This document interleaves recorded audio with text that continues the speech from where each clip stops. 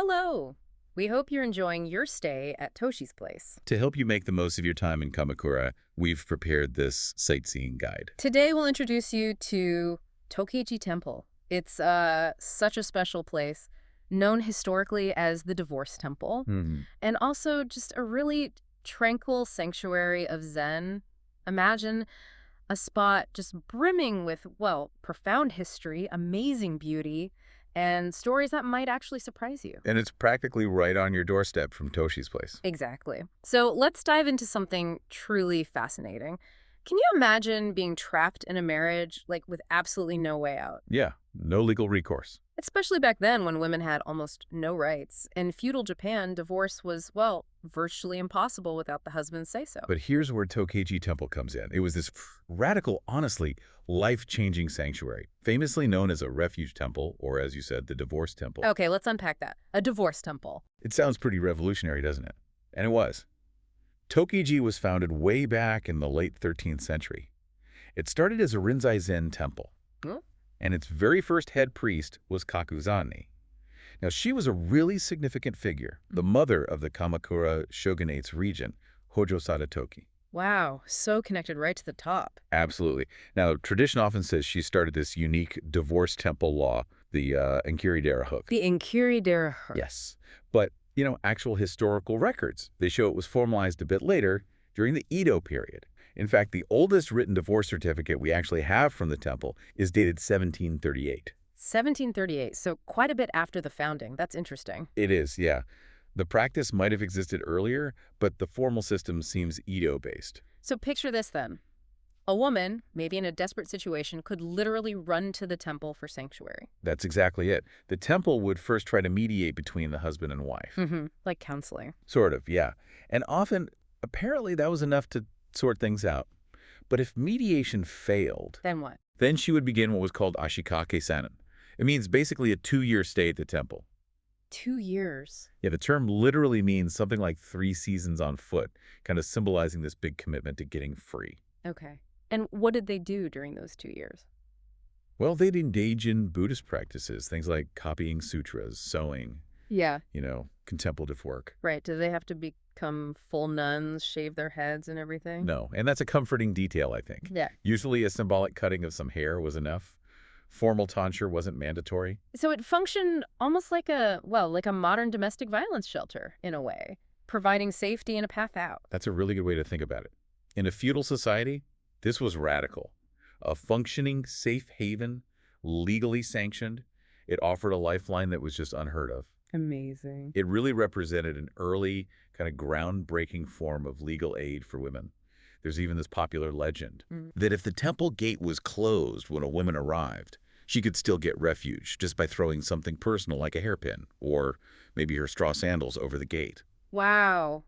That really speaks volumes, doesn't it, about the desperation, but also the hope tied to that place. Absolutely. And this wasn't just some symbolic thing. It was used. In the Edo period, we know dozens of women sought refuge there each year. Dozens, really? Yeah, there are records showing 42 women took sanctuary in just 1 year, 1866. That really highlights how vital this temple was. It was a true bastion of hope. Incredible. And you mentioned it had legal protection, even from the shogunate. How did that happen? This is where it gets really interesting. There's this amazing story about Tenshuni. Tenshuni. Yes, she was the daughter of Toyotomi Hideyori, a big name, but was raised by Tokugawa Ieyasu's granddaughter, Senhime. Quite the connections. Definitely sounds like it. She entered Tokei-ji when she was just 7 years old. And later, she directly appealed to Tokugawa Ieyasu himself. The shogun? The shogun, yes. She asked him to preserve the temple's special divorce law. And she succeeded. Tokei-ji got official status as a Gongen-sama-approved temple. Basically, under the shogun's direct protection. That's astonishing. So it wasn't just a local custom, it was backed by the highest power in the land. Exactly. It shows the temple had immense moral and maybe spiritual authority. There's this one powerful anecdote, too. Go on. A retainer's wife from the Aizu domain fled to Tokei-ji. Her husband's lord tried to forcibly take her back. Oh no, what happened? Tenshuni appealed directly to the shogunate again. And the result? The entire Aizu domain was actually abolished over it. You're kidding. They abolished a whole domain. That's the story. It's a stunning example of Tokei-ji's power and influence, showing how seriously they took protecting the women under their care. Unbelievable. It's no wonder it had such high status. Didn't you say it was one of the top nunneries? That's right. During the Muromachi period, it was ranked second among the 5 great nunneries of Kamakura, the Kamakura Amigozan, so historically very important. But times change, of course. Japan modernized. Indeed. The divorce law was eventually abolished in the Meiji era, around the late 19th century, and Tokei-ji stopped being a nunnery. But it wasn't the end of its story. Okay. In 1905, a Zen master named Shaku Son revitalized the temple. He reestablished it as a really vibrant center for Zen study. Ah, so it found a new purpose. Exactly. And that legacy of, deep thought and contemplation continues. The famous Buddhist scholar, G.T. Suzuki. Oh, I know that name. He helped bring Zen to the West, right? That's him. He actually spent his final years right here at Tokei-ji in the Matsuoka Bunko Library on the grounds. It houses his collection around 70,000 volumes. 70,000, wow. Yeah, it's a major hub for Buddhist studies and East-West philosophy even today. So the spirit of learning is still very much alive. What a rich, incredible history. But Tokei-ji isn't just about the past, is it? You mentioned beauty. It's also known as the Temple of Flowers. Oh, absolutely. It really lives up to that name. Can you picture it walking through grounds that just burst with color, changing through the seasons? Tell me more. Okay, so starting in late January, running into early March, you've got about 120 plum trees. Just beautiful, soft pinks and whites. Roughly. Then, late March to early April, the weeping cherry blossoms arrive. They're stunning. Classic Kamakura. Totally. Then, as we get into summer, say late May to early July, you see hydrangeas, delicate lace caps, mountain hydrangeas, and these big, beautiful white Annabelle hydrangeas too. Hydrangeas are wonderful here. Aren't they? And don't forget autumn. The foliage is spectacular. Reds, oranges, golds everywhere. Plus, a little secret. Ooh. Keep an eye out between May and June. Along the mossy rocks, you might spot rare little plants like awatabako and iwajirami blooming with these tiny white flowers. Very delicate, very special. It sounds absolutely idyllic, like stepping into a painting. It really can feel like that. And it connects to the Zen practice too, that sense of peace. How so? Does doing something like sutra copying there feel different? I think it does. You're surrounded by this history and this natural beauty. It encourages mindfulness. And the temple itself is focused on this. They started a project in 2020 called Reviving the Earth. Reviving the Earth? What's that about? It's about restoring the natural energy flows of the land. They believe some underground water veins were disrupted, and they're working to kind of heal the land energetically, making it an even more balanced, peaceful space. That's fascinating. So you're suggesting visitors should try and, tune into that energy? Why not? As you walk around, just be open to it. Feel the history, the nature. It's all intertwined. Okay, so besides the flowers and the energy, what are some must-see structures or art pieces? Definitely. First, the main gate, that iconic thatched roof. It's just so charming and welcoming. I mean, I've seen pictures. It's lovely. And then there's the belfry. The bell itself was cast way back in 1350. Wow. And incredibly, both the belfry and the bell survived the Great Kanto earthquake in 1923. Yeah. That bell's actually an important cultural property of Kanagawa Prefecture. Amazing resilience. What about the main hall? The current main hall was rebuilt in 1935. Inside, you'll find the main object of worship, a seated statue of Shakyamuni Buddha. Very serene. Okay. And here's a fun fact. The previous main hall wasn't demolished. It was actually moved. Moved where? To Senkan Garden down in Yokohama. And now it's a national important cultural property. So you can see a piece of Tokei-ji's history there, too. That's wild. Okay, what other art should we look for? You'll want to check out the Masuoka Hozo. It's a treasure house. Inside, there's a standing statue of Shokanen. Shokanen, right. What's really unique is the decoration on his robes. It uses a technique called domen. Domen. Yeah, it's this medieval technique where they use clay built up in layers to create these intricate, almost 3D patterns on the statue's garments. Very rare, especially outside Kamakura. You can usually see this statue on the first floor. Clay relief on a statue. I'll look closely. Anything else? Yes. In a separate building called the Suigetsudo, there's a really rare Suigetsu cannon statue. Suigetsu. Water moon cannon. Exactly. It depicts the bodhisattva gazing at the moon reflected in water.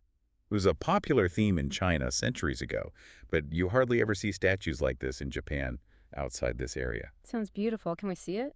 It's shown to the public, but only on the 18th of each month. So you'd need to time your visit right for that one. Good tip. Okay, so history, nature, art. What about the cemetery? You mentioned D.T. Suzuki. Right, the temple cemetery is the final resting place for quite a few notable cultural figures. Yeah. T.T. Suzuki, as we said. Also the philosopher Nishida Kitaro, the literary critic Kobayashi Hideo, Mm. many others. It's like this quiet, contemplative gathering place for these great minds. A very peaceful final resting place, I imagine. Definitely. So Tokei-ji isn't just about looking around, right? You mentioned Zen practices. It's about experiencing it, too. That's absolutely the spirit of it. The temple really offers ways to immerse yourself. Like the sutra copying. Exactly. Shukish, they call it. You can do that at the Byakurenshi Tea House. It's usually available daily in the morning from 9:00 a.m. to 12:00 p.m. And you mentioned zazen, too. Meditation. Yes, they hold Sunday Zazen sessions. That's the seated meditation focusing on stillness, mindfulness, a core Zen practice. Okay. But it's important to approach these with the right mindset. They emphasize these aren't just, tourist activities. They're genuine practices for training the mind. So they ask for sincere intentions and a quiet heart. That makes sense. Respect for the practice. What about Goshwin, those temple stamps? Yes.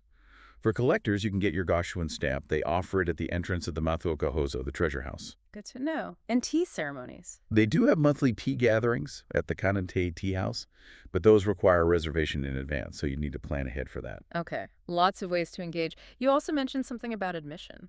Ah, yes, a really nice change since 2020. Admission is now free. Free! That's great. It is. And it means you can just wander into the main hall, take off your shoes, and have a quiet moment before the Buddha statue without any barrier. Lovely. And there was something else. A policy about photos. Right, another key change, this one since 2022. All photography, and they mean all, even with smartphones, is strictly prohibited throughout the temple grounds. Wow. No photos at all. And You know, I actually think that's wonderful. It forces you to be present, doesn't it? I agree. It encourages you to experience the place with your own eyes, your own senses, rather than just through a camera lens. Yeah. How often do we really see a place when we're busy trying to capture it? It's a good reminder to just be there. Exactly. Be fully present. Okay, practicalities then. Opening hours. Right.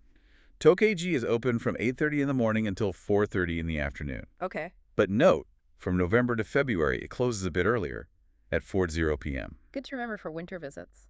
And access. You said it's close for us. Oh, incredibly close. Hmm. For you, staying at Toshi's place, it's maybe a 4-minute walk from Kamakura Station. Super easy. Perfect. You can just pop over. And since Toshi's place is a smart hotel, you've got those kitchen facilities, right? Yeah. So you can easily grab a quick breakfast and head over early morning. Before the crowds. Exactly. Or visit late afternoon when things quiet down again. It's ideal for really soaking in that peaceful atmosphere. That's a great tip. Early morning Zen sounds perfect. Definitely. So final advice for visitors. I'd say wear comfortable walking shoes. Definitely. Prepare to slow down your pace. Just breathe deeply, take it all in, and really embrace that unique, tranquil energy. It sounds like a truly restorative experience, connecting with history, nature, and maybe a bit of yourself too. Precisely. What did you think? We hope the rest of your stay at Toshi's place will be filled with wonderful memories. And as you explore Tokei-ji, maybe take a moment to consider how its really unique history as this sanctuary for women, this place of incredible strength and legal power almost, how that still echoes in the peace you feel there today. It really invites every visitor, I think, to find their own quiet moment of restoration and maybe strength to knowing the history beneath their feet.